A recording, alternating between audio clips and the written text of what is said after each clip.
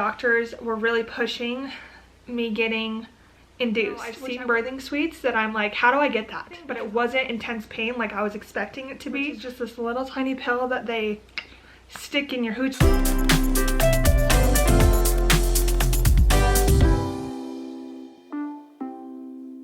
Hey y'all, welcome back to my channel. If you're new here, my name is Katie. I am actually currently, I don't know if you guys can see my big old belly, but I'm almost 35 weeks pregnant with my second baby, but I wasn't vlogging or doing YouTube when I had my first baby.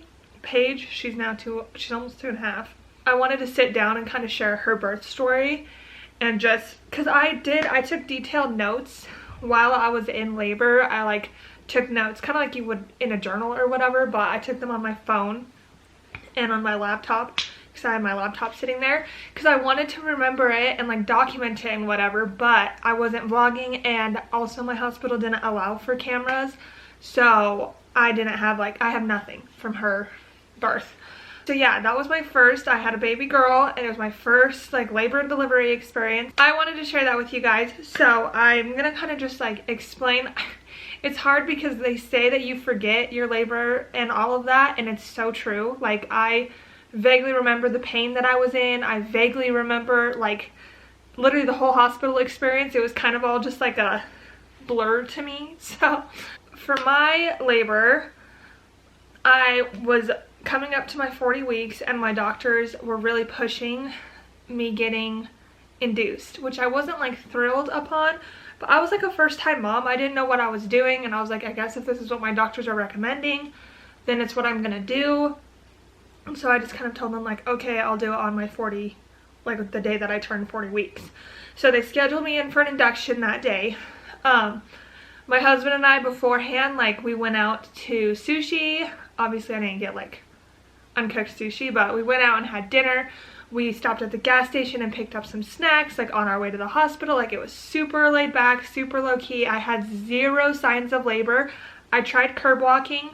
I tried just going on walks. I would walk a couple miles every day around the neighborhood just trying to induce labor. I tried eating spicy foods, pineapple. I literally did every single thing that I could find on Google other than the castor oil, because I was not about to try that, but I tried all the things. Nothing worked. Baby girl was cooking and she was not coming out. So I kind of had just accepted the fact that your baby's gonna come when your baby's gonna come. You literally have no control over it unless you go in and get medically induced. And so my induction day came up. Literally at that point I was so ready to have her. I was you know what, I'm so ready to have her. Let's do the induction. I'm ready. So my husband and I went into the hospital. When I first got there, they just took me up to the labor and delivery floor and got me straight into the room. So from what I understand, a lot of people have to go to a triage room first. I didn't have to do that. They just took me straight to labor and delivery room because I was getting induced. But if you're going into spontaneous labor, they usually will take you to a triage room first and check to make sure that you're actually in labor. So yeah, they took me straight to the labor delivery room. It was just a normal hospital. There's a bed, there's this really crappy chair for my husband. I felt bad. And then a little TV and just, a regular hospital room, nothing fancy. Although I've seen birthing suites that I'm how do I get that? Because I would love that. But anyways, they kind of just go over they asked me 800 questions, went over all the paperwork, kind of just did all of that, and that was kind of what took up the first hour. And then I got into my hospital gown. They hooked me up to the monitors. So there's two bands that go around your stomach, and there's two. One monitors the baby and one monitors you and your contractions and all of that. And so after we got done with all the paperwork and everything, they checked me, and to everybody's surprise, because I had been at a 0, no dilation. I think I was 10% effaced at my last appointment. So little to no, I was not effaced. And so my doctor checked me, or the nurse checked me, which that's the other thing I wanted to mention. It did not hurt for me. I have heard some people say that getting checked was the most painful thing of their entire labor and delivery. And that was not the case for me. And from what I'm gathering from like people I've talked to, I think it kind of depends on where your cervix or your uterus is or whatever for them to like check. But like I said, for me, it was not comfortable by any means. It's not like it was like felt good or anything, but it wasn't intense pain like I was expecting it to be, because I had watched a lot of videos and seen people talk about how painful it was, and that was not the case for me. So I think it's different for everyone, but that's another thing to be aware of. Anyways, checked me and I was at a 2 and I was 65% effaced. And so we were all like, wow, I'm actually like progressing finally. And so they monitored me and my contractions for a little bit to see if I was gonna progress quick, to see if they wanted to like go ahead and do the cervidil and Pitocin and all of that, or if we were gonna like stop and just let my body go naturally. And I had a few contractions. I really didn't feel them. Like I still to this day like vaguely remember what contractions feel like, because I had no Braxton Hicks up to this point. I had no like intense contractions or anything like that, and so I didn't know, you know, I felt nothing pretty much is what I'm trying to get across. The monitor showed that I had a couple contractions, but it kind of stopped for a while, and so my nurse was like, let's go ahead and do the cervidil. Cervidil is the first step to induction, and it's this little tiny pill. Oh shoot, my 2-year-old just woke up. I don't know why she's awake so early. Hold on, I'm gonna try and go put her back to bed. Okay, I got her back down. She normally sleeps for an hour and it's only been like 30 minutes, so I was like, why are you awake? Anyways, so they did the Cytotec, which is just this little tiny pill that they stick in your hoochie, and it did not hurt at all. Like, I personally had no problems with it. But they put that in there and then they have you lay flat for an hour, and after I like laid there for about an hour, my contractions started coming way more frequently. They still weren't very strong though. Like, I did not feel like I was in a lot of pain. I had to kind of like check the monitor and be like, oh, am I having a contraction? Because I didn't, like I said, it wasn't overly painful for me. We checked in at 5 and then did all the paperwork and all of that, and that probably took like an hour or hour and a half. And then they did the Cytotec, I want to say around like 7. So about 4.5 hours after the Cytotec had started, they decided not to do Pitocin because my body, like I said, was already going into labor. The Cytotec helped like move things along quick enough that they didn't feel like they needed to do Pitocin. And so they did still have the IV in my hand, and I was getting liquids and stuff like that, which was so annoying. But I hate like having the IV in my hand, but it is what it is. And I will say, if you can like choose, and I think it's different for everyone, but I would have gotten the IV in my arm, because because they leave the IV in pretty much your entire hospital stay. And so when you're handling the baby and when you're like in labor, like waiting and dealing with your phone and typing on your computer or doing whatever, it's really annoying to have it in your hand. For me, at least, that's how I felt. And so next time I'm gonna see if they'll do it in my like arm, that way I don't feel it as much. But anyways, 11:30, that's when she came in and checked me again. I was at a 4 and I was 80% effaced, and that's when I started feeling my contractions a lot more intensely. And from what I remember, like I said, I vaguely remember like what they felt like, but it was just kind of like period cramps, but it was also in my back. And so I never have had really bad period cramps either, but like my lower stomach was just like in a lot of pain in my lower back, and you'll kind of know like it's painful. So that's when I kind of started feeling my contractions a lot more, is around 11:30, and they checked me and I was at a 4 at that point. The other thing that was weird for me is I went from having like, from the time that she checked me, and then within that 10 minutes, because I told them too, I was like, okay, well, if I'm at a 4 and I'm progressing this quick, like let's do the epidural, because I knew for sure I wanted the epidural. For me personally, I was like, if I can make it more enjoyable for myself, then I'm gonna do that. And so I chose to get the epidural, and I kind of just told them like it's 11:30 at night, so maybe call the anesthesiologist, because they had warned me that it would take a while for him to get there and get everything set up. And I was like, okay, well, if I'm already at a 4 and I'm already starting to feel the contractions a little bit, and they're gonna get super intense from like what I understand, then yeah, like let's call the anesthesiologist. Anyways, She checked me, and within that time, like within 10 minutes of her checking me and telling me I was at a 4, I went from like having very little to no pain to like super, super intense pain. Like my contractions were full on, my whole body was shaking. I ended up throwing up a couple of times. I think I just threw up twice. So from my experience, I just went quick, and it was like intense, and it was a lot, and I just, like I said, little to no pain, super intense pain to where my whole body was shaking and I was throwing up because of how much pain I was in. About an hour, so I kind of had to labor like that for about an hour. And it's funny because I do remember like they would come on really intense and hurt a lot, and it would go away, and it would come on really intense, so at least you kind of get breaks between. But I did that for about an hour, and by that time that epidural guy came in with his cart and did the epidural. And luckily I had kind of like, my body I think had adjusted to the fact that I was having these intense contractions, so I could handle them a little bit better than I did the first couple. But I also don't know, like they might have gone down in intensity, I don't really know. But by the time that he got there, I could like breathe a little bit better and like handle my body a little bit better, and so I wasn't throwing up or anything. He did the epidural, and from my experience, like I didn't feel it at all. So what happened was, he does, which I didn't know this, they numb you first. So there's this little like numbing shot, and after that I felt nothing. And so for me, it wasn't like super uncomfortable to get the epidural or anything like that. By no means was it comfortable, but like they had me hold a pillow. Garrett, my hospital's policy was that Garrett had to sit down and like stay over in the corner, and he could watch, but he had to be sitting down and all of that. Right now, some hospitals like will allow your husband to be there with you. But for me, he sat down in the corner, and I had a pillow, and they kind of like have you hunch and arch your back a lot and hold this pillow. And then they string the epidural in. And like I said, I didn't feel any of that. Like I felt the numbing shot. It was uncomfortable.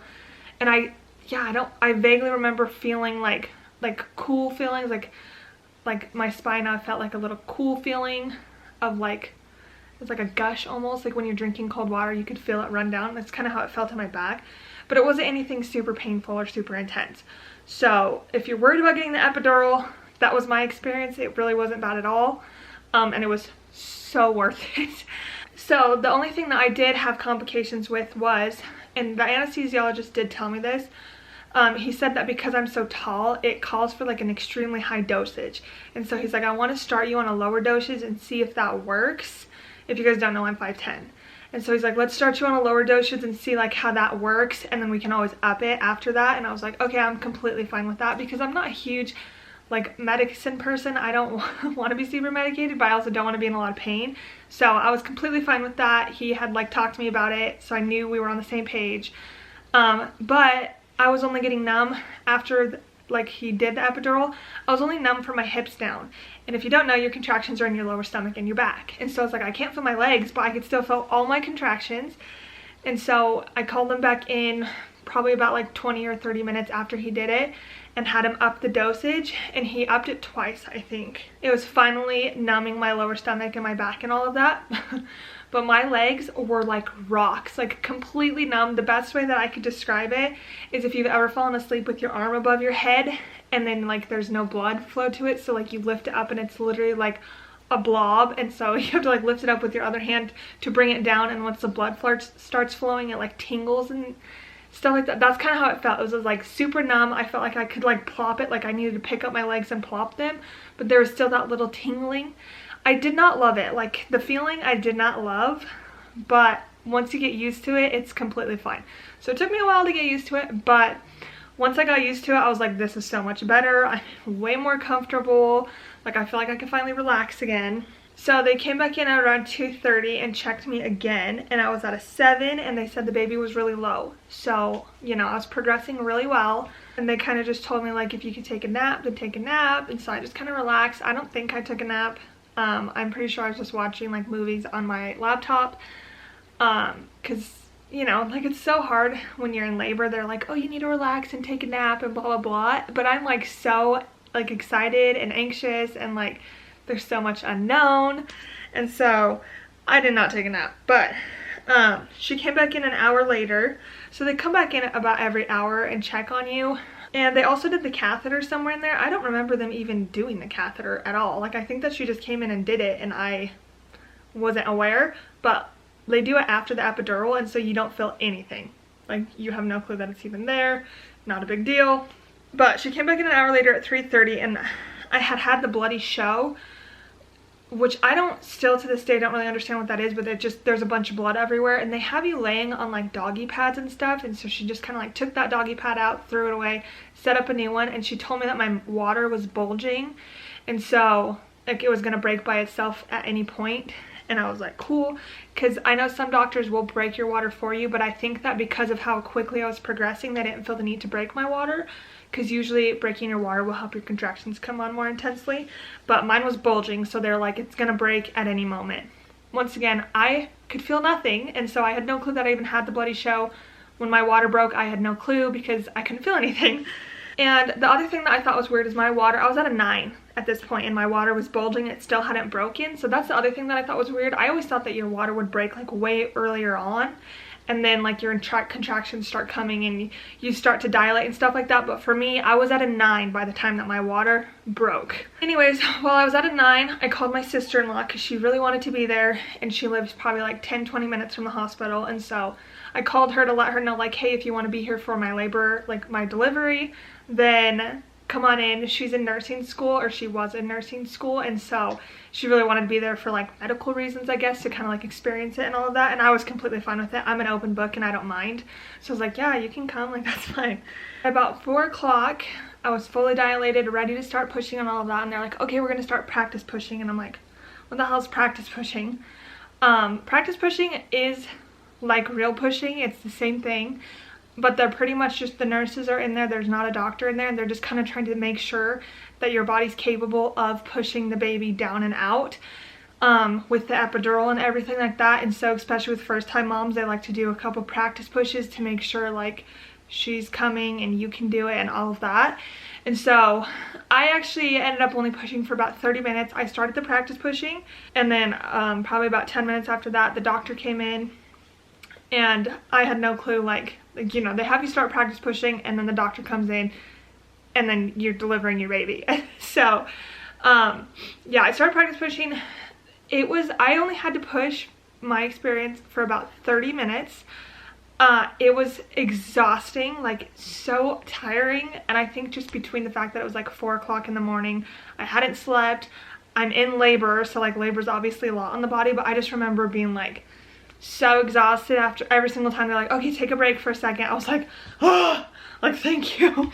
And so like I'd lay there and like breathe, and then so they have you push 3, oh shoot, I'm trying to remember, but they have you push 3 times, I think, for 10 seconds each. And so you literally bear down and push, and I couldn't feel a single thing. I had no clue, like, you know, if I was doing good, if any of that, but they were telling me, like the doctors and nurses and everyone was telling me like, oh, you're doing a great job. So I was like, obviously I'm doing it right, like I don't know. But yeah, I pushed for about 30 minutes and she came out. I couldn't feel a thing, but I did like vaguely, like I kind of felt her head pop out and heard it, I guess I could say. The one thing I will say that just sucked so bad is, so after she came out, she had the umbilical cord wrapped around her neck. I had no clue that this even happened until later on when my sister-in-law told me. My doctor just, I guess, unwrapped it really quick. She was fine. And then they like laid her on my chest and she was crying and I was crying. It was like the best moment of my life. But yeah, like I couldn't feel anything. So she came out, they put her, like they unwrapped her umbilical cord, I guess, and then put her right on my chest. She started crying, which was like the best sound ever. And the nurses so like after that, it's just kind of a lot. The nurses were up like squirting stuff out of her mouth and her nose and stuff. I think they were trying to get all the amniotic fluid out of her and whatever. And they would like every once in a while like take her and beat her back really good, trying to get her to like cough. And then for me personally, I didn't have to deliver my placenta. I know some people say that they had to push to get their placenta out. I personally didn't have to do that. Like I'm assuming that he just pulled it right on out, like it just came out no problem. So I think it's different for everyone based on like if your placenta like is ready, like if it just comes out or if it's stuck or whatever. But for me personally, I didn't have to push for that at all. I had one 1st-degree tear, so I guess he just stitched that up really quick. Or not a tear, an incision, because I did tell him that I was fine with an episiotomy. And yeah, it was one little 1st-degree episiotomy, like cut. So I was very lucky in that sense. I've heard some people tear like a ton, and it's super painful. And I'm very grateful that that was not my experience. But yeah, after that, you're kind of just focused on your baby, you know? So there was like tons going on around me, but I was just like focused in the moment on like, okay, my baby's on my chest and she's here and I'm meeting her finally and my husband's here. And you know, it was just, I don't know, it's kind of like a weird it's just like the weirdest experience and like the best experience. But yeah, so after that, like they got me all cleaned up the best they could. And then afterward, they take you to another room. So like they leave you and like your husband and everything in the labor and delivery room for a while. You know, after a little while, they'll take her over. Like they'll let you do, for me, they let me do like skin to skin for a while.